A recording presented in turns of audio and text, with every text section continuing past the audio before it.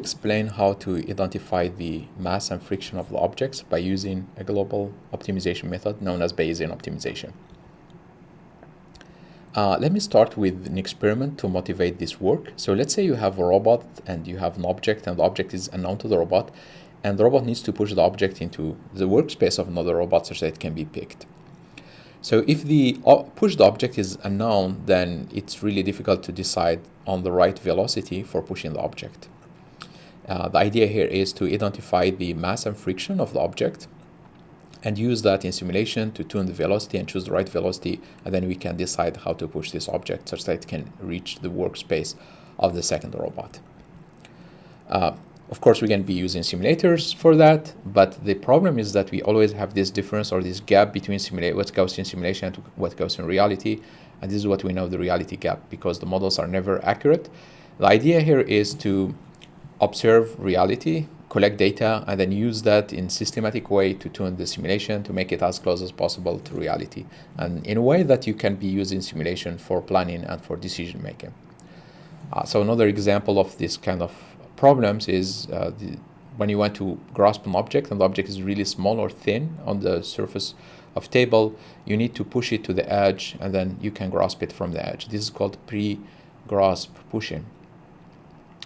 And the problem is that if you push it too fast or you push it into the wrong rotation, then it may go over the edge and fall down from the table.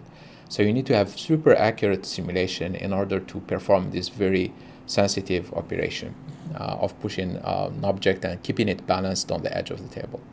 So the method that I will be explaining here is using black box optimization in order to optimize the parameters of the objects from the data that we observe.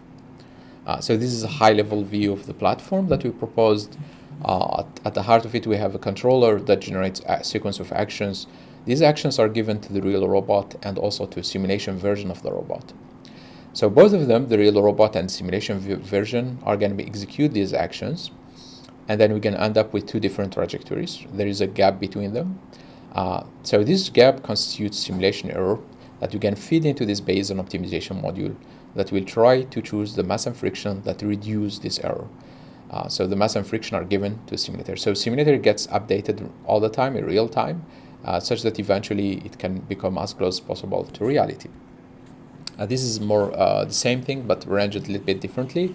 And this is more a general overview of the approach that we are following. So here we have a policy search module, an optimization. It could be a reinforcement learning module. It's policy search that generates a policy. And the policy is given to a controller and translated into torques on the robot or sequence of actions. And they are given to both the simulator and to the physical robot. And the simulator produces trajectory tau, and the physical robot produces real trajectory tau star. So these two trajectories are compared in the Bayesian optimization module. The error here E corresponds to the difference between these two trajectories, and the Bayesian optimization is going to select the mass and friction that eventually will reduce this error, and it gives it back to the simulator, and we can just repeat this process. So in the middle, you observe that we have this switch. And this switch indicates that the trajectory tau that results from simulator can be either used for tuning the parameters of simulator using Bayesian optimization, or we can switch it and give it to the policy search. So this simulator is used both for policy optimization, policy search, and it's also used in the Bayesian optimization for improving the simulator. Okay. So whenever we are confident about the simulator, then we can just switch it into the policy search, and we will be just interacting with the only interaction that we'll have is between simulation and the policy search module. And we can search for optimal policy inside simulator if simulator has been tuned accurately. So the Bayesian optimization method that we'll be using here is the same thing that I presented before. It's called greedy entropy search that we proposed in 2014. It was computationally efficient. The idea here is to use a Gaussian process to represent distribution over the optimal parameters theta, and theta here corresponds to mass and friction, for example. Then you want to, the question here is to select a sequence of theta values such that you want to get to the optimal value as fast as possible. And the question is how to select the sequence, or what would be the next theta to select at each iteration. And these thetas, they will be selected based on the ones that will maximize their contribution to the entropy of the distribution Pmax, distribution over the optimal theta that we don't know. So we'll be selecting theta that maximizes this term. And this seems to work the best, actually, because intuitively this means that this theta is the one that we are most uncertain about, and we want to test it more. And this way we can try different masses and different frictions until we get to the right one. So this is just very high level view of the method, but there are more technical details, of course, but I'm going to go directly into the experiment. So we have this object, we want to push it and such that the robot can grasp it. And one way to do this is by using model-free reinforcement learning. A model-free reinforcement learning, like power algorithm that we tested, requires trial and error. So here it pushed the object over the edge and the human had to reset it. And here it also failed because the object is not reachable or it's not in the vision space of the second robot. So somebody had to reset it into the original position. And eventually it learned from these trials and it was able to optimize the policy to pick the object. So that works, but actually that is not really autonomous. It requires human interventions. This is the method that we proposed. The robot is just playing with the object, poking it, pushing it slowly without losing it. And what it's doing there is the camera is taking images and observing how the object is rolling, and then optimizing the friction and the mass of the object in simulation. Once we are confident of that, then we can choose appropriate pushing velocity that we push with, and then the second robot can pick it. And we did the same thing. So we have new object. What we are doing here is the robot first feels the object, basically, but just move it gently and tries to deduce what is the mass and the friction by using the Bayesian optimization method. Once it's certain about that, then it can choose a policy for pushing it, or like one action, pushing velocity for pushing the object. So this is a comparison, graph that shows a comparison to both model-free method, power, and model-based method, which is Pilco. And both of them require much more trials for learning. And on the left side, we see the location error, like when we push the object, what is the error in the final position of the object based on the model that we identified or based on the policy if we're using a model-free method. And we can see that the proposed method is much more efficient in terms of number of trials. And it's also more efficient. This is the second metric that we don't see a lot in reinforcement learning, which is how often do you need a human actually to reset this robot or to reset the object? And this is the number of times that the object fell off the table. And in our method, it only happened very rarely at the beginning. And then the object never dropped off. And with other methods, there is always, since there is aggressive exploration, there are always situations where we lose the object or the object gets stuck in the middle, and then somebody has to reset the setup. So it's not really fully autonomous, unlike what we are proposing here. So we did also experiments in simulation, like inverted pendulum, like swimmer, like hopper, where we basically try to infer the physical properties of these robots and then use them to optimize the policies using the same method. And I'm just showing here the comparison in terms of time efficiency for model identification when we use the greedy entropy search method that we proposed versus standard optimization methods like entropy search method here.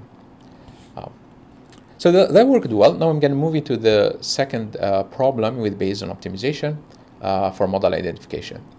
We wanted to use exactly the same technique for this robot, which is made by NASA. It's called Tensegrity robot. So I'm going to show you here. I'm going to play this video to show you how this robot works. So this is a robot that's made it's supposed to be dropped on Mars actually, and can gather data. And it rolls on itself by compressing these rods and this cable, basically by compressing them and then expanding them. And then the robot can move by changing its center of gravity. Now, the problem with this is that this is we have all these kind of components that we don't know really very well their mechanical properties. And if we want to use Bayesian, we can use the same platform as before for identifying the parameters of each one of these mechanical components. But that would be super slow because we have over 288 parameters to look into. We have 24 cables. Each one has a lot of properties, elasticity, friction parameters, radius of the motor. So we have so many things that need to be identified. And also the properties of terrain actually can also be very important. So Bayesian optimization is not can work directly here. And the idea that we proposed is following. So first you take the original space of parameters, which is 288 dimensional, and then you can compress it or project it into a low dimensional space that preserves all the physical properties of the original space. Maybe you don't need all these details. Maybe there are certain things that are not that relevant for planning purposes. So we want to find this compression into a low dimensional space and then do the Bayesian optimization or the search within that low dimensional space. Once we identify the optimal parameters in the low dimensional space, then we can project back into the original space the physical parameters where we can actually simulate, use physics engines, and we can plan and do everything there. So that's the idea. And the idea here is searching in the low dimensional space is computationally much more efficient than doing the search naively in the original space. So the projection is performed is non-linear, so it's performed by using auto-encoder or network. And before getting to that, first step is the following. First thing is we need to train a dynamics network that takes as input state and an action and some physical parameters, a value of the physical parameters. And then, so basically this theta is 288 dimensional vector containing the physical property of each rod in the robot. And state xt is position of each rod, and the action would be the torque that we apply on each motor. And the output here is the next state at time t+1 if you apply this kind of action in this kind of state using this kind of physical parameters. Of course, this is trained all in simulation, because in simulation we can vary with parameters theta as much as we want.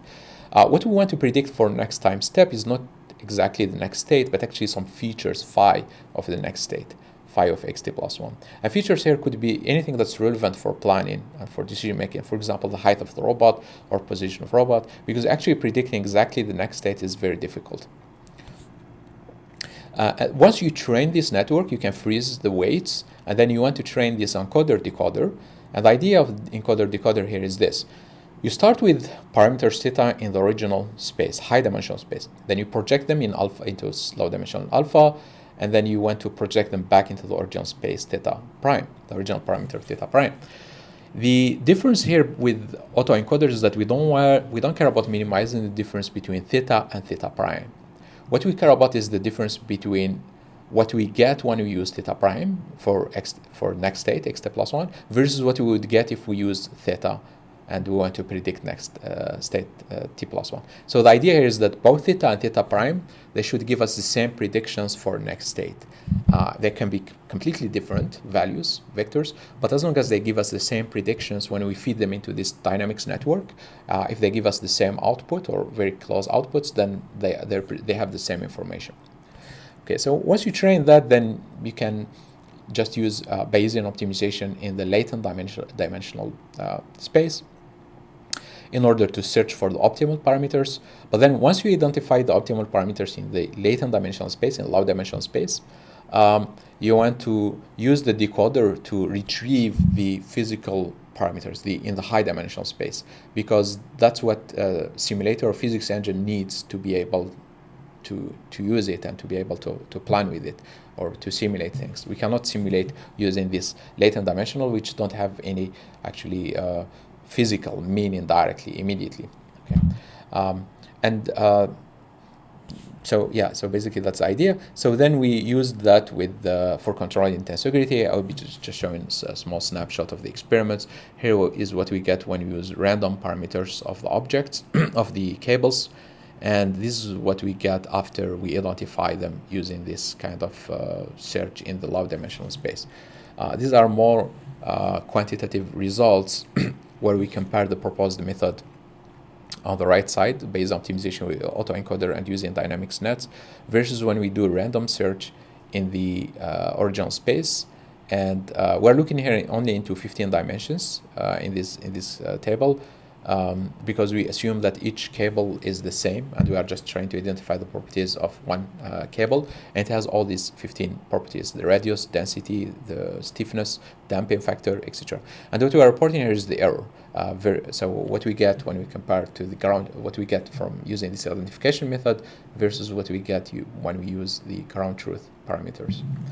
So we compare it to random projections, we compare it to Bayesian optimization using just regular variational auto-encoder in 5-dimensional space, and then this is what we get with our method, and for most of properties we achieve a smaller error. So I will present now a different method for solving the same problem, but by using differentiable physics instead of using this kind of black box Bayesian optimization, which is efficient to a certain point. At a certain point, it becomes computationally very expensive.